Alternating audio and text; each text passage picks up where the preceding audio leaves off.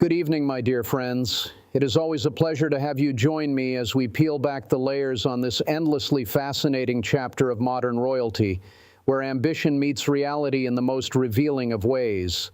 In a development that has sent quiet ripples through the corridors of both Montecito and Los Angeles, Netflix has quietly demoted Prince Harry and Meghan Markle's once vaunted multi-million-pound production deal to a far more modest first-look arrangement, a move that, to those paying close attention, signals their star power in Hollywood is fading rather more rapidly than their carefully curated image would suggest. One cannot help but sense the broader drama unfolding here, the mounting money worries, the whispers of diverging paths in their marriage, the deepening chill with the royal family back home, and the growing sense that the California dream they chased so publicly is proving rather less golden than promised. Let us settle in and examine precisely how this latest twist fits into the larger picture, shall we? The story begins, as so many of their ventures do, with considerable fanfare back in 2020. Fresh from stepping back as senior working royals, the couple signed what was widely reported as a multi-year, nine-figure deal with Netflix, north of $100 million by most informed estimates, to create documentaries, scripted series, feature films, and even children's programming through their Archewell Productions banner. A well-placed source within entertainment circles at the time described it as the ultimate validation of their new independence. They were positioning themselves as the fresh, modern voice the streaming world craved. The initial offering, that six-part docuseries simply titled Harry and Meghan, landed like a thunderclap in late 2022, pulling in over 23 million views in its first 4 days alone and becoming one of the platform's most watched documentaries ever.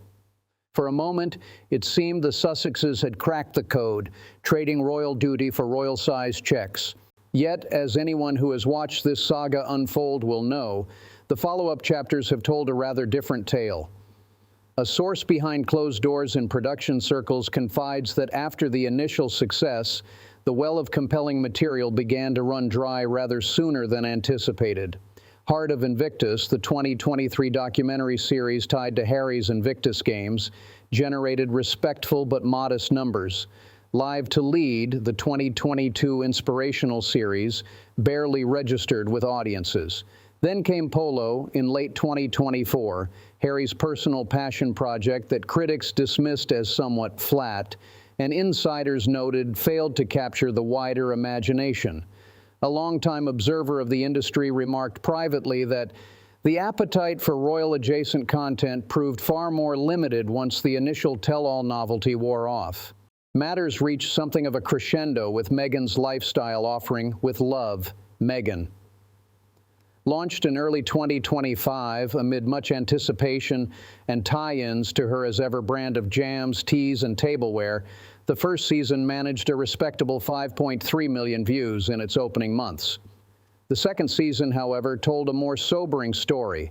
Just 2 million views across the second half of 2025, landing it at a rather undistinguished 1,017th place in Netflix's own engagement report. The holiday special fared only marginally better with 2.4 million views. A source within the inner circle of streaming executives let it be known that conversations about a third season never really gained traction, with talk limited to perhaps the odd future special. One can imagine the quiet recalibration happening behind the scenes. By July 2025, rumors were swirling that the original blockbuster deal would not be renewed on the same generous terms when it expired. Then in August came the official announcement Archewell Productions had extended its partnership with Netflix, but in the form of a multi-year first-look agreement. Netflix now holds the right of first refusal on whatever the couple develops. Yet the guaranteed funding, the exclusivity, the sense of being prized talent, all of that has been dialed back considerably. A well-placed source close to the negotiations described it as Netflix taking a ruthless but pragmatic approach. They're happy to keep the door open, but they're no longer writing blank checks. The comparison to the Obamas' similar downgrade at higher ground was not lost on industry watchers. Meghan herself put on a positive face, stating publicly that they were proud to extend our partnership and excited to weave in the as ever brand. Yet one detects a touch of bravado there, does one not? A longtime family acquaintance who has followed their journey from afar notes that the sparkle has dimmed and everyone in their orbit knows it. What makes this demotion particularly telling is how it illuminates the financial tightrope they appear to be walking. A source within Hollywood circles whispers that the couple had banked heavily on 2025 being their breakthrough year, only for it to morph into what one insider colorfully called a year from hell. The Montecito mansion carries a multi-million-dollar mortgage. Security costs alone are said to run into the millions annually, and staff turnover at Archewell has left the operation pared back to a skeleton crew, with speaking engagements and the occasional one-off project providing the bulk of new income. The pressure to deliver fresh content and fresh revenue has grown intense. One wonders aloud, in the privacy of these conversations, how long the lifestyle of private jets, lavish entertaining, and philanthropic gestures can be sustained when the big streaming payday has been so conspicuously reduced.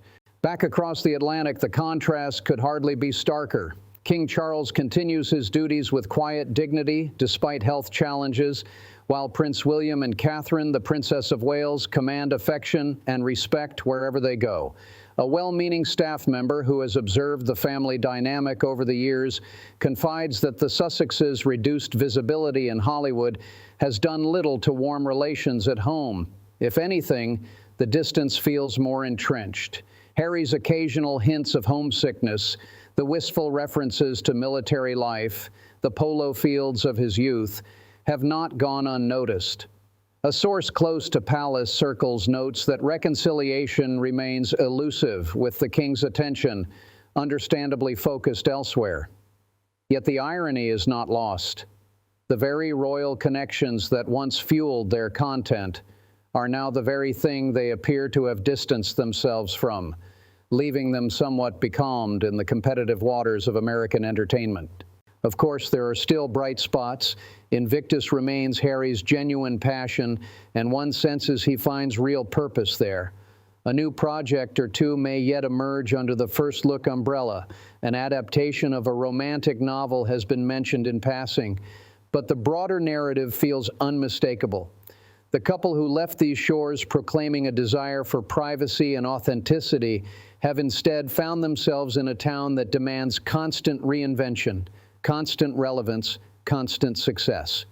A Hollywood source with long experience of such trajectories observes dryly that when the deals get smaller and the projects land softer, the town notices. For Harry and Meghan, the demotion is more than a contract detail. It is a quiet verdict on how their post-royal chapter has played out so far. As we reflect on all of this, my friends, one is left with a sense of poignant inevitability. The grand experiment in independence that began with such hope and fanfare has encountered the same realities that face so many who chase the Hollywood dream. Audiences are fickle, money flows to what works, and yesterday's sensation can become tomorrow's cautionary tale. Whether this latest chapter prompts a strategic rethink, a renewed push for family bridges, or simply a graceful acceptance of more modest horizons remains to be seen. What is clear, however, is that the soap opera continues, with each twist revealing more about character, resilience, and the true cost of the choices made along the way.